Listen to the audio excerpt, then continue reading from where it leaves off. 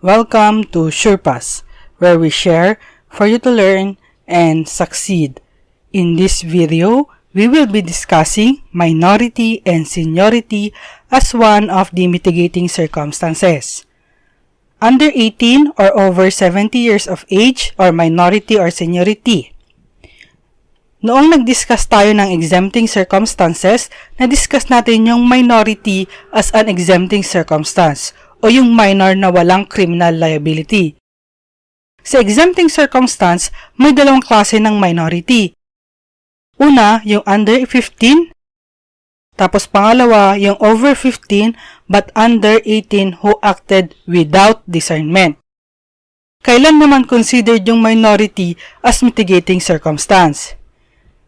It is mitigating circumstance when the accused was over 15 years but under 18 who acted with discernment.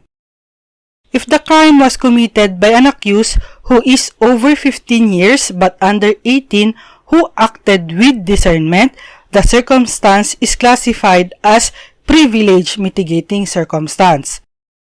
Paano naman kung yung hatol sa kanya ay binigay noong 18 years old pataas na siya? Considered pa rin ba itong mitigating circumstance? The answer is yes. The effect of mitigating circumstance will be applied even if the accused is already an adult at the time of conviction. Ang tinitignan natin dito ay kung kailan niya ginawa yung krimen, hindi kung kailan siya nahatulan. Paano naman kung minor pa rin siya noong binigay yung hatol sa kanya?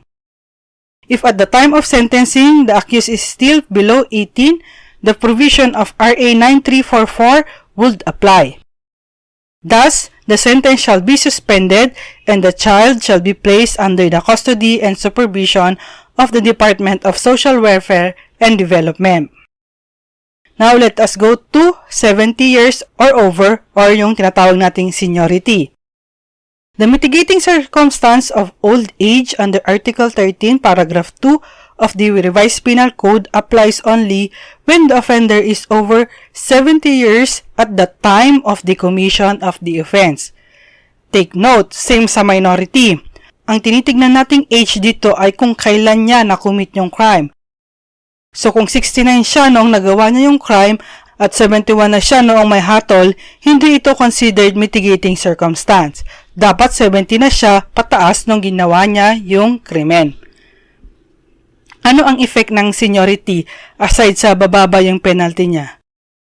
If present, there will be no imposition of the death penalty, and if already imposed, it will be suspended and commuted. Suspension of sentence. The suspension of sentence rule is available only to a child in conflict with the law. There is no rule on suspension of sentence by reason of seniority. Pag yung hatol na ibigay, minor pa lang yung offender, masususpend yung imprisonment niya. Pero sa case ng seniority, makukulong pa rin siya. Mababawasan lang yung years of imprisonment niya. Thank you for watching. If you like this video, don't forget to share it and to subscribe.